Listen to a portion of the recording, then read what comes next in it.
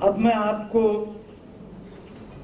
ایک اقتباس سناتا ہوں جس کا تعلق خواتین کی ایک محفل سے ہے جس کی صدارت کے لیے مجھے کہا گیا. ملاحظہ فرمائیے.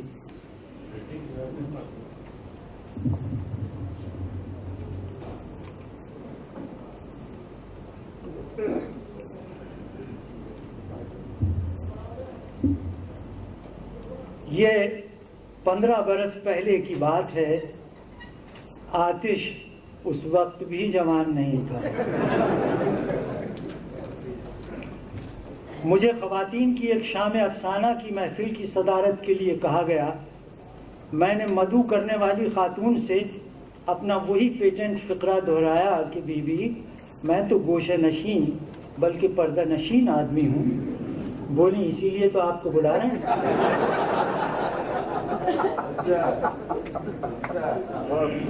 کہنے لگی خواتین کی محفل ہے, اگر آپ کو اپنی بے پردگی کا اتنا ہی خیال ہے تو اینک اتار کے بیٹھ جائیے. اس خاتون کو یہ اندازہ نہیں تھا کہ اینک اتارنے کے کیا نتائج ہو سکتے ہیں, خصوصاً جب اس کے شیشے آدھ انچ موٹے ہوں ہماری طرح. اللہ بخشے صوفی غلام مصطفیٰ تبسم جب کوئی 80 کے پیٹے میں ہوں گے تو ان کی محفل میں روز حاضری دینے والا ایک منہ چڑھا شاگرد ایک شام کو زندگی میں پہلی بار نئی اینک لگا کر آیا. صوفی صاحب قبلہ دیکھتے ہی بولے کہ برخوردار اینک لگا کر تم تو بالکل الو نظر آتے ہو. شاگرد ہاتھ جوڑ کر بولا کہ سر اینک نہ لگاؤں تو آپ الو نظر آتے ہیں.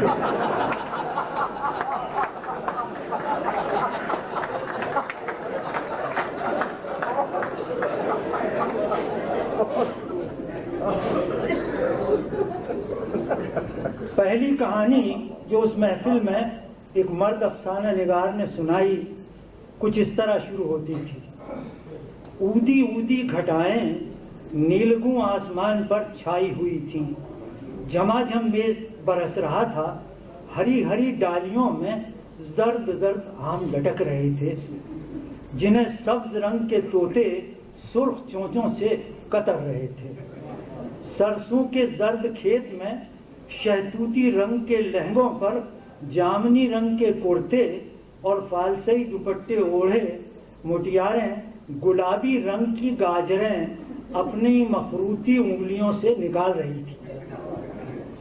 صاحبو ہمیں مذکورہ بالا اشیاء دیدنی و خوردنی سے کوئی چیز بھی ناپسند نہیں, بلکہ فالسے اور جامن پر تو اب بھی جان دیتے ہیں. ورڈسورتھ کی نیچر سے بھی ہمیں کوئی بیر نہیں. اول تو اس لیے کہ کمبخت بلا کی خوبصورت ہوتی ہے, دوم اس ظالم سے مفر نہیں, جہاں دیکھو جہاں جاؤ موجود. لیکن اس کا یہ مطلب تو نہیں کہ محبوب کے سراپا کو ہم محکمہ جنگلات کی تحویل میں دے دیں یا بقیہ زندگی طوطے کی طرح اد کچرے امرود کھا کے گزار دیں. مولانا وحید الدین سلیم کے اپنے وقت کے جید عالم اور وضع اصطلاحات کے مؤسس و بانی تھے. ایسے ہی عالم کیف میں فرما گئے ہیں, پیپل کے ہر درخت پہ طوطوں کے ہیں برے, چونچے ہیں لال لال بدن ہیں ہرے ہرے, چھوٹے پھلوں کو پھینکتے ہیں وہ قطر قطر, میسا برس رہا ہے زمین پر پٹر پٹر. ان اشعار میں ہمیں تو طوطے ہی طوطے اڑتے نظر آتے ہیں, بلکہ لگتا ہے کہ شاعر کے ہاتھوں کے طوطے بھی اڑ کر پیپل پہ پہنچ گئے ہیں.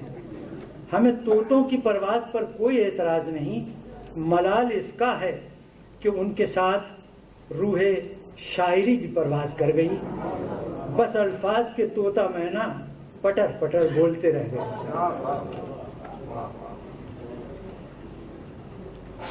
جس ہال میں ہمیں صدارتی تقریر کرنے کے لیے کھڑا کیا گیا اس کے برابر والے ہال میں کھانے کا اہتمام تھا. ہال دراصل ایک ہی تھا, درمیان میں ایک مخمل کا پردہ تھا جس میں سے بار بار جھانک کر ادھر کی خواتین ادھر کی نئی آنے والی خواتین کو گن کر ہر دفعہ قورمے میں ایک گلاس پانی فی خاتون ڈلوا دیتی تھی۔ ہمارے 3-4 منٹ تو اندھا دھون جوش خطابت میں گزر گئے۔ اس کے بعد ہمیں ایسی خوشبوئیں آنے لگیں جن سے ہماری توجہ تقریر کے تسلسل، تلفظ اور نیت میں فطور آنے لگا۔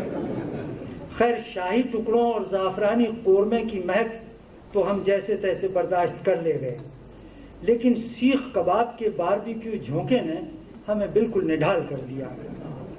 اور جب ہماری فیوریٹ ڈش یعنی بریانی کی لپٹ آئی تو ہمارے سلائیوری گلینڈز یعنی رال بنانے کے غدودوں کا فعل اتنا تیز ہو گیا کہ الفاظ لذت ناچشیدہ میں لتھڑ کر زبان سے لپٹ گئے۔ خواتین کا حال ہمیں معلوم نہیں، خود ہمارا جی بولنے کو نہیں چاہ رہا تھا۔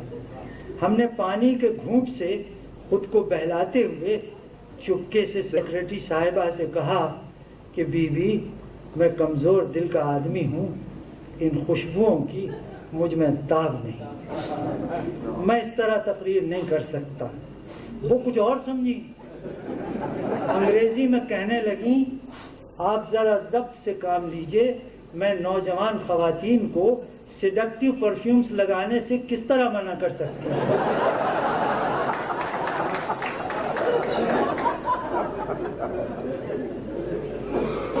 اشتہا انگیز خوشبوؤں سے ہماری حالت کچھ اس لیے بھی غیر ہوئی کہ جن 4 مختلف کھانوں کے نام ابھی ہم نے لیے ہیں وہ 4 مختلف امراض کی وجہ سے ہم پر حرام کر دیے گئے۔ ہمیں کسی سے کوئی گلہ نہیں، لیکن صاحب حقیقت یہ ہے کہ دنیا میں جتنی بھی لذیذ چیزیں ہیں ان میں سے آدھی تو کٹر بزرگوں نے حرام کر رکھی ہیں اور بقیہ آدھی ڈاکٹر صاحبان نے۔ مرزا عبدالودود بیگ کہتے ہیں کہ تم جن نظروں سے اب مسلم مرغی کو دیکھتے ہو ویسی نظروں کے لیے تمہاری بیوی برسوں سے ترس رہی ہے۔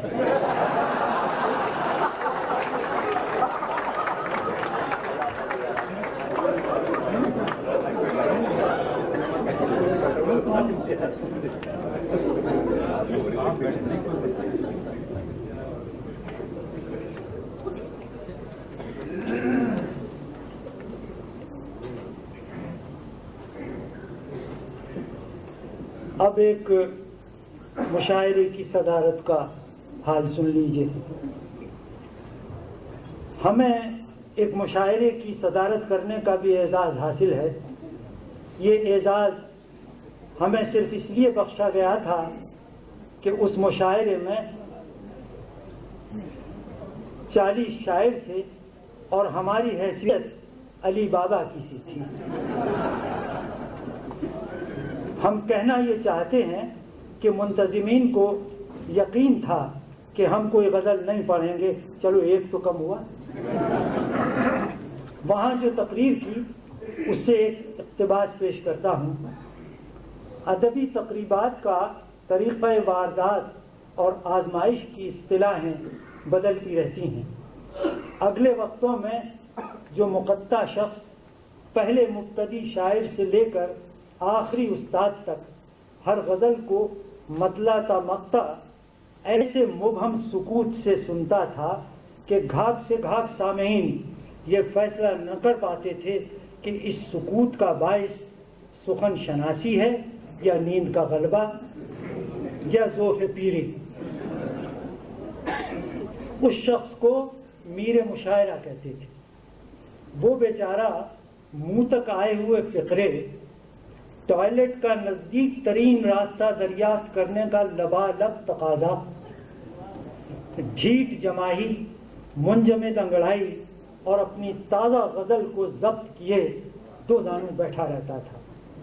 میر محفل کی حیثیت سے وہ صبر و تحمل کے ساتھ ساری رات 100 سنار کی سہتا رہتا تھا، فقط اس امید میں کہ آخر شب لوہار کی بھی یعنی اس کی اپنی باری آئے گی تو سے غزلہ غزل سے ساری کسر نکال دے گا۔ جہاں تک ہماری ناقص معلومات کا تعلق ہے، میر مشاعرہ ہمیشہ کوئی شاعر ہی ہوا کرتا تھا۔ خراب شعر کہنا بھی اس کے فرائض منصبی اور استحقاق صدارت میں داخل تھا۔ اس زمانے میں نثر کا استعمال صرف داد دینے اور ایک دوسرے کے کلام کی جوئیں نکالنے کے لیے جائز و رائج تھا۔ تحقیق سے نہیں کہہ سکتا کہ میر مشاعرہ و محفل آداب و کورنش بجاتا مسند عالی سے کب رخصت ہوا اور اس کی جگہ صدر نے کب کرسی سنبھالی۔ اس سے فرق بھی کیا پڑتا ہے؟ بقول میرا جی، جب آتے ہوئے روکا نہ تمہیں، پھر جاتے ہوئے کیا روکیں گے؟ اور اب تو یہ دیکھنے میں آیا ہے کہ صدارت کے لیے مجھ جیسے حضرات، میرا مطلب ہے مرد حضرات، کو ترجیح دی جاتی ہے، جن کے بارے میں ہر طرح ٹھونک بجا کر اطمینان کر لیا جاتا ہے کہ انہوں نے زندگی بھر کبھی کوئی شعر نہیں کہا اور آئندہ بھی کہنے کا کوئی احتمال نہیں۔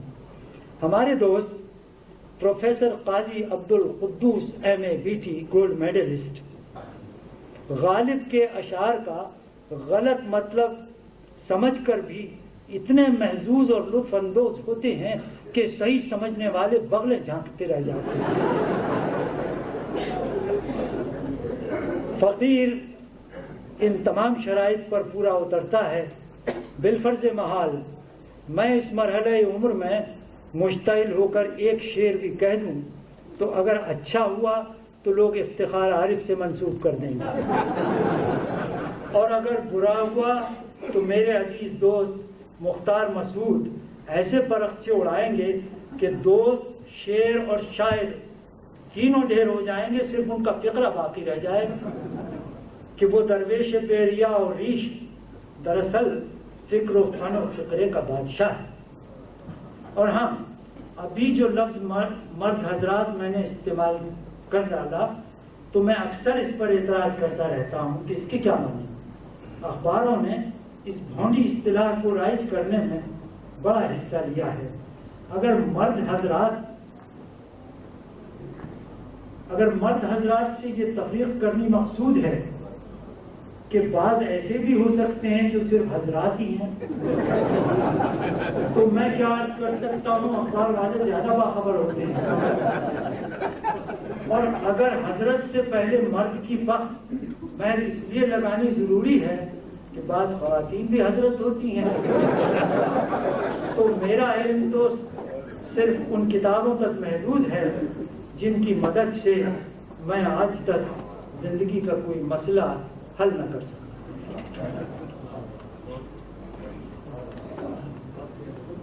حضرات، اب تک میں نے آپ کا جی خوش کرنے کے لیے مزاحیہ اقتباسات سنائے۔ اب اگر میرا دل تھوڑی دیر رکھنے کے لیے آپ ایک سنجیدہ ٹکڑا سن لیں تو میں خود کو خوش نصیب سمجھوں گا۔ اس کا عنوان ہے اجرک۔ ہماری سندھ میں اجرک ایک بڑی کثیر المقاصد شے ہے اور آپس کی محبت اور مودت کے اظہار کا بھی ایک وسیلہ ہے۔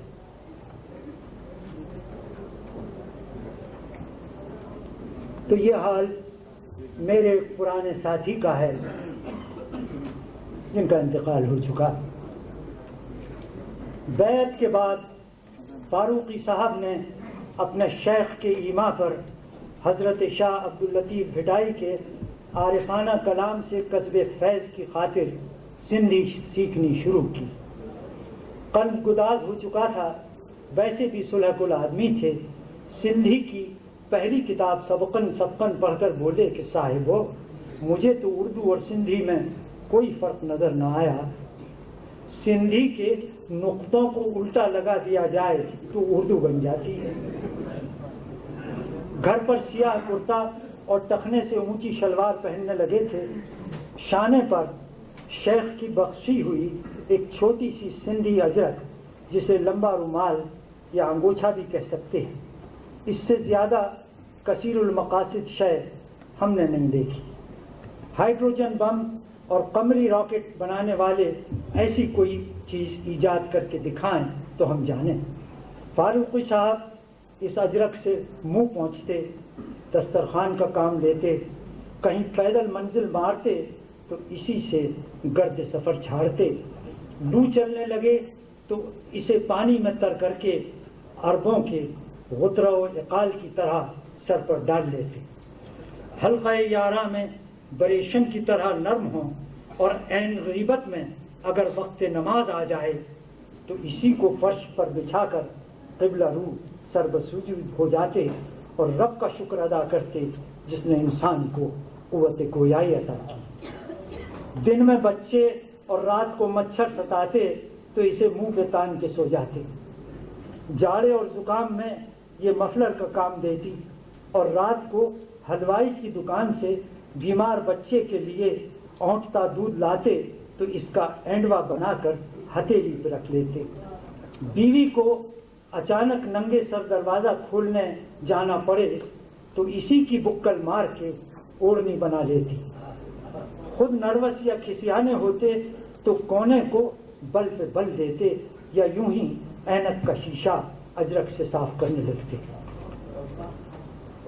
سودا سلف لینے بازار جائیں تو یاد دہانی کے لیے بیوی اجرک میں گرہیں لگا دیتی تھی، مگر یہ بھول جاتے کہ کون سی گرہ کس شے کا مطلوبہ سگنل ہے۔ پہلی تاریخ کو مہینے کا سودا خریدنے نکلتے تو یہ دیہاتن کی مینڈھی کی طرح گوندھی ہوئی ہوتی تھی۔ رات کو بچے اس کا کوڑا بنا کر اگلے پچھلے حساب چکاتے۔ اجلت میں ہوں یا کسی خاص مہم پر جا رہے ہوں تو کندھے سے اتار کر ہاتھ میں لے کر چلتے۔ کوئی گھر ملنے آئے تو بٹھانے سے پہلے اسی سے مونڈھے کو صاف کرتے۔ خانقاہ میں ایک دن وضو کرتے ہوئے مسجد کے حوض میں گر پڑے اور کوہنی زخمی ہو گئی تو دوسرے دن اسی کے سلنگ میں ہاتھ کو ساتھ کے ہندسے کی طرح رکھ کے بینک آئے۔ کوئی بھری محفل میں نازیبہ بات یا مذاق کر بیٹھے تو اسے منہ میں ٹھونس کر کھس کھس ہنسی کو چھانتے رہتے۔ بیان کرتے تھے کہ ایک دفعہ رات کو خانقاہ سے ایک جلالی وظیفہ پڑھ کر لوٹ رہا تھا کہ راستے میں 4 غنڈوں نے گھیر لیا۔ اب کیا تھا، انہوں نے امام ضامن کا کلدار روپیہ اجرک کے کونے میں باندھ کر بنوٹ کے ایسے ہاتھ دکھائے کہ ایک غنڈے کی کنپٹی کا بھمباقہ کھل گیا۔ وہیں کھیت رہا، پسماندہ غنڈے تھانے میں رپٹ لکھوانے بھاگے۔ ہماری مسکراہٹ میں انہیں استہزاء کی جھلک نظر آئی تو طیش میں آ کر فرمایا کہ آپ جیسوں کو تو میں چونی میں ہی ڈھیر کر سکتا ہوں۔ دوپہر کو فرش پر کھانا کھانے بیٹھتے تو بیوی اسی اجرک کی چوری اب نہیں نظر آتی، یہ مکھی اڑانے کے لیے گھوڑے کے دم کی بالوں سے بنائی جاتی تھی، تو بیوی اسی اجرک کی چوری بنا کر مکھیاں جھلتی رہتی۔ روز صبح اسے دھو کر شام کے استعمال کے لیے سجل کر دیتی۔ بڑی بیٹی کی شادی طے ہوئی، یہ سن 53 کا ذکر ہے۔ بڑی بیٹی کی شادی طے ہوئی تو بینک سے 500 روپے قرض لیے اور ایک دن شام کو شاداں و فرحاں اپنی بیٹی کے جہیز کے سارے کپڑے اس میں باندھ کر دکھانے لائے۔ پھر وہ گھڑی بھی آئی جب سخی سہیلیوں نے ایسی روندھی ہوئی آواز میں لکھی بابل مورے کاہے کو بیاہی بدیس رے لکھی بابل مورے گایا کہ دولہا والوں کی آنکھیں بھی نم ہو گئی۔ جس باپ نے جہیز میں چاندی کا زیور، ململ کے دوپٹے اور ایلومینیم کے برتن دیے، اس کے سینے سے لگ کے بیٹی جس طرح پھوٹ کے روئی ہے، ہم نے کسی امیر کبیر کی بیٹی کو اس طرح تڑپ کر روتے نہیں دیکھا۔ شادی بخیر و خوبی انجام پا گئی تو میاں بیوی کو اطمینان ہوا کہ بار بوجھ ہلکا ہوا، لیکن مشیت کو کچھ اور منظور تھا۔ 3 مہینے بھی نہیں گزرے ہوں گے کہ بیوی کو ٹائیفائڈ ہوا۔ 5-6 دن تک تیز بخار میں کھانا پکاتی، جھاڑو بہارو دیتی اور بچوں کو نہلا دھلا کر اسکول بھیجتی رہی۔ قرض میں بال بندھا ہوا تھا۔ شام کو گھر جاتے تو پاکستان چوک سے ایک ہومیوپیتھک ڈاکٹر سے 4 آنے کی پڑیا لیتے جاتے، کسی سے تذکرہ تک نہ کیا۔ رات کی جوار سے سوجی آنکھوں کو ہتھیلیوں سے مل مل کے دن بھر بینک کا کام کرتے رہتے۔ 10 دن بیمار رہ کر وہ نیک بیوی اپنے رب سے جا ملی۔ دل پر کیا کچھ نہ گزری ہوگی، لیکن کیا مجال کہ حرف شکایت زبان پر آئے کہ یہی شیخ کی ہدایت تھی۔ جنازے میں محلے کے سبھی لوگ شریک تھے۔ بیٹا جو مشکل سے 9 سال کا ہوگا، اسی اجرک میں پھولوں کی چادر، اگربتی، گلاب جل اور شمامۃ العنبر باندھے بے خبر پیچھے چل رہا تھا۔ ابھی اجرک میں کچھ یاد دلانے کے لیے ایک ننھی سی گرہ مرحومہ کے ہاتھ کی لگی ہوئی تھی، جسے انہوں نے پریشانی میں 3 دن سے نہیں کھولا تھا۔ ڈولا لحد کے پہلو میں رکھا گیا اور سرہانے سے غلاف کعبہ کا پارچہ ہٹا دیا گیا۔ میت قبر میں اتارنے لگے تو اپنے ہاتھ سے اجرک میت کی کمر میں ڈال کر دکھ درد کے ساتھی کو مٹی میں سلا دیا۔ اسی اجرک سے گوشہ چشم پہنچا، کھیرے سے گرہ کھولی اور پھر اپنے شیخ کے اس تبرک کو کفن پر ڈال دیا۔ شکریہ۔